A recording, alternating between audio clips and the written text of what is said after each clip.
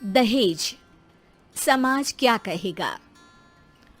हमें तो आपकी बच्ची पसंद आ गई है।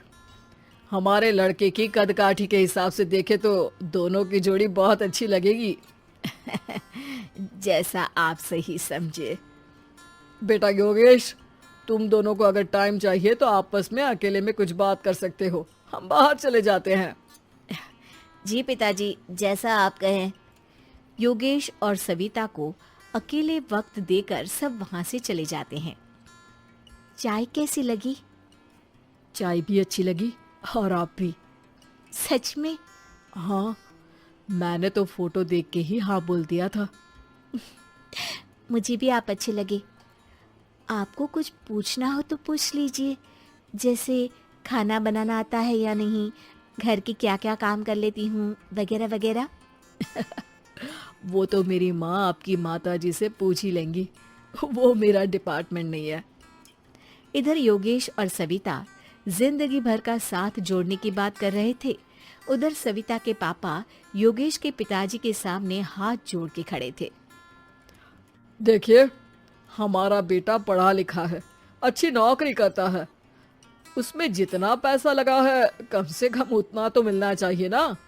10 लाख से कम में तो नहीं हो पाएगा। बेटी हमारी बहुत होनहार है और 7 लाख भी तो कम नहीं होते हैं ना जी।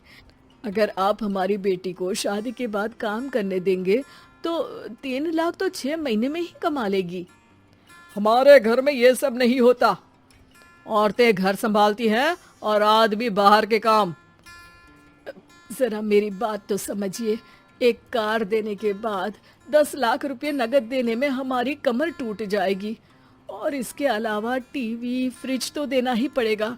शादी की तैयारियां, मेहमानों की पूछ परख, बारातियों का स्वागत। बेटी की शादी में बाप पर बहुत दबाव होता है जी। देखिए, हमारा बेटा कोई दुकान में रखी चीज नहीं है जिसके ऊपर हम भाव ताव कर सके, और आप उसे कम दाम में खरीद लेंगे। 10 लाख से एक भी रुपया कम नहीं होगा। ठीक है, जैसा आप कहे जी, पर आधा पैसा अभी और आधा कन्यादान के वक्त दे देंगे। अरे, इसमें भी किश्त मांग रहे हैं आप? हमने तो सोचा था कि अच्छा परिवार होगा आपका। अच्छा ही परिवार है देवनाथ जी, पर पैसों की थोड़ी तंगी है ना, वरना सब ठीक ही है हमारे परिवार में जी। देवनाथ वहां से अपने बेटे योगेश को लेकर चले जाते हैं और कुंडली मिलवाई जाती है। 36 में से 32 गुण मिलते हैं। जल्द ही शादी का मुहूर्त भी निकल आता है। अब कन्या को बुलाइए। आओ बेटी, यहाँ बैठो, योगेश की बाई और। मंत्रोच्चार शुरू करते हैं। मंगलम भगवान विष्णु मंगलम गरुड़ध्वजा मंगलम। सविता के पापा सविता और योगेश के बीच में जाकर बैठ जाते हैं। बेटी, तेरी माँ को यहाँ बैठना था, पर तेरी विदाई नहीं देखना चाहती होगी शायद, इसीलिए पहले ही चली गई। बाबा, हंसी खुशी का माहौल है, रोने का समय तो विदाई के वक्त होता है ना, तब ये इमोशनल अत्याचार कर लेना। अभी तो मुस्कुराइए, कैमरा आसपास ही है। तभी पीछे योगेश के पिताजी आ जाते हैं। अभी तक पैसे नहीं आए आपके यहाँ से? उठा लूं क्या बेटे को? आते ही होंगे, मैंने अपने छोटे भाई को व्यवस्था करने के लिए कह दिया था। अरे तो जल्दी कराइए ना, वरना देर हो जाएगी। समझ रहे हो ना आप? योगेश और सविता दोनों एक दूसरे की तरफ देखते हैं।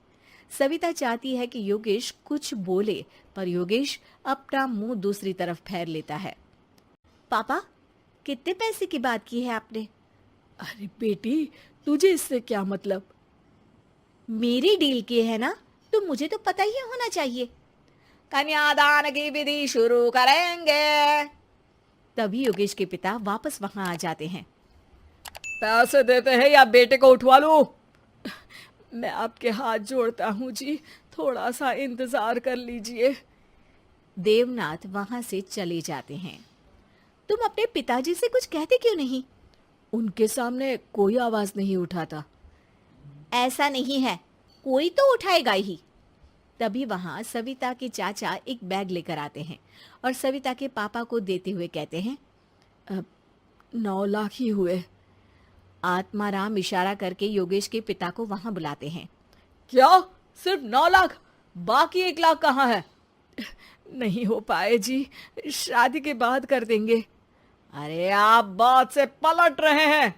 जल्दी से अभी के अभी पूरे पैसे लाइए, वरना बेटे को उठाऊं क्या? देखिए मैं आपके पाँव पड़ता हूँ। रुक जाइए पापा, रिश्ते हाथ पकड़कर जोड़े जाते हैं, पांव पकड़कर नहीं। बेटी तू चुप रह।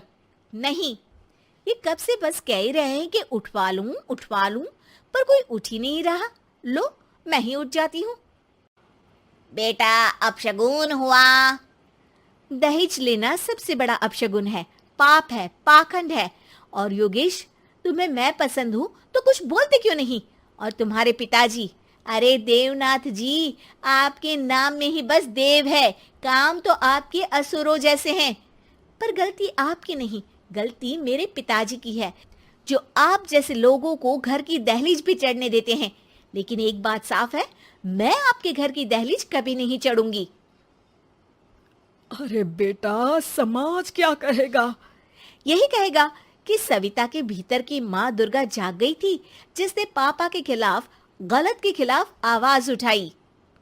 आसपास के लोगों ने जोरदार तालियां बजाई। समाज की तालियों से पता चला कि समाज क्या कहेगा। समाज ने सविता की बात को स्वीकार भी किया और उसको अपने सर आंखों पर भी बिठा लिया। सविता के पिता में हिम्मत जागी और उन्होंने कहा, देवनाथ जी, आप कह रहे थे ना बेटे को उठा लूं क्या? उठा लीजिए। हमारी बेटी को आपका लड़का पसंद नहीं है और हमें आप